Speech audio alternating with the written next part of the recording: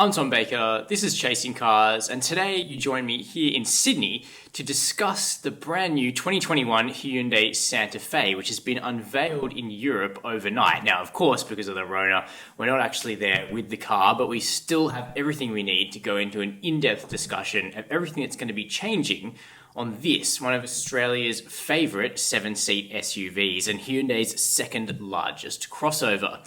Now, the update to the 2021 Santa Fe arrives probably a little bit earlier than some would have expected, given that the current generation of Santa Fe isn't too dated in my opinion, and it only came out on the Australian market a couple of years ago. That being said, the design has always been a little more polarizing, and I think these changes refine it down, but we're going to get into everything that's being updated on the Santa Fe in this video. But before we do that, make sure to hit subscribe down below and help us on our mission to 50k and beyond. It really does make a difference. And at any point, feel free to let me know what you're thinking about the new Santa Fe in the comments box. All right, let's get into it. Unlike most midlife facelifts, Hyundai have said that the 2021 changes to the Santa Fe run much deeper than just skin depth.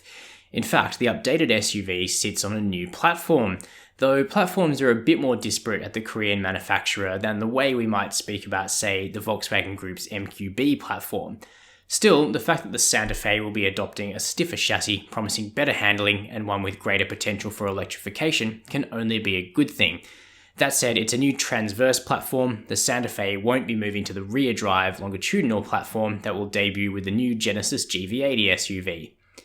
The other curious and very interesting addition is the fact that Hyundai are bringing in two new powertrain options, including a plug-in hybrid and a standard series parallel hybrid that will compete directly with the incoming Toyota Kluger hybrid. Now, we don't have confirmation about whether Hyundai Australia have opted in for one or both, but I hope that they bring them, particularly the sort of conventional hybrid, which will really liven up this market in terms of economical options. And the bonus for Hyundai is that the Santa Fe would get to Australia first, beating the Toyota, with the brand suggesting an arrival sometime in the second half of 2020.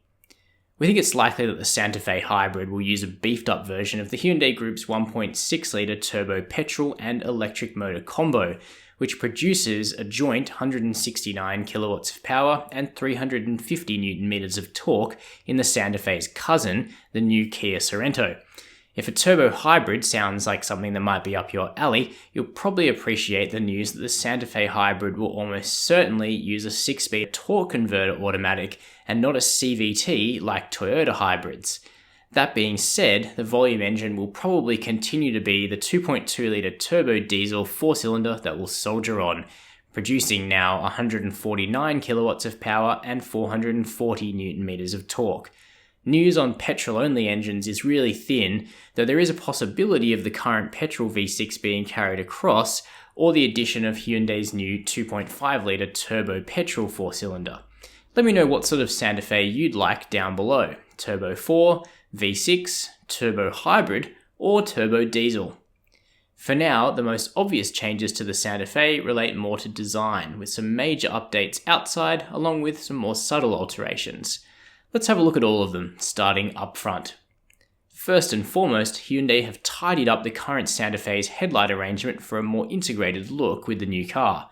There's a new split T-shape LED daytime running light that will be standard on the top couple of trims at least, and these flash orange when the indicator is activated.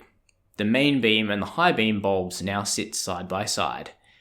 This new light cluster sits astride a bigger, broader mesh grille that is squarer and a bit more rugged to our eyes. There was certainly no missing the current Santa Fe, and that hasn't changed, but all in all, the slightly more resolved look of the incoming version looks pretty good in my opinion. Do you agree? This particular vehicle sports the new luxury package exterior, as it's called in Europe. We think this will simply be the familiar Highlander grade here in Australia, given the Euro market luxury wears an exclusive 20-inch wheel design while sporting what looks like anodized silver trims on the bumpers and side cladding.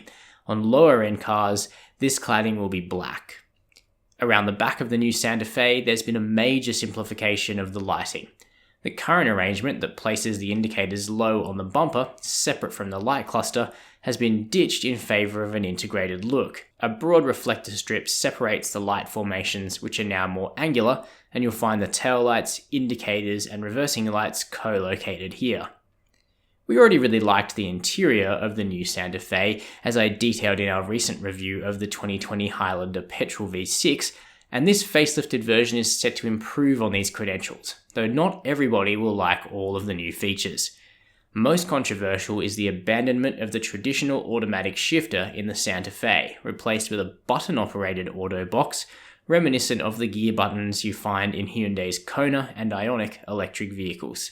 In fact, the Santa Fe's new center console appears to have been inspired more broadly by those EVs, with its sloping panel offering one-touch access to a plethora of buttons. If you don't like the current trend of relegating climate control and other shortcuts to touchscreens, the Santa Fe will be the SUV for you, because there's no shortage of buttons here. Now included is also a terrain mode selector dial for the all-wheel drive models. Above the new console is a wider 10.25-inch touchscreen sporting Hyundai's latest software, and this supports a 3-panel design, increasing utility, while Apple CarPlay and Android Auto will continue to be standard, but it's not yet known whether Hyundai will be moving to wireless CarPlay with the new Santa Fe.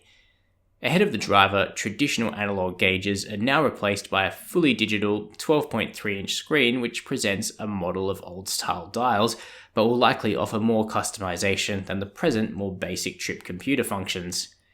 Trim-wise, there'll be new colours offered, including a cream option and this beautiful caramel tan mixed with black, which, if you've been a long-time subscriber, you'll know is right up my alley. Though the seat design stays the same, and behind the front row you'll still find those 5 additional seats, taking the Santa Fe's capacity to 7. So those are our detailed thoughts on the new 2021 Hyundai Santa Fe. What do you think of the changes that Hyundai have applied to this 7-seat SUV? Do you think the revised design is an improvement, or did you prefer the original styling treatment? And what are you looking for on the updated Santa Fe? Let me know all your comments down below, including whether or not you'd buy something like this over a Skoda Kodiaq or a Mazda CX-8. While you're down there, make sure to hit subscribe and the notification bell. And as always, thanks for watching Chasing Cars.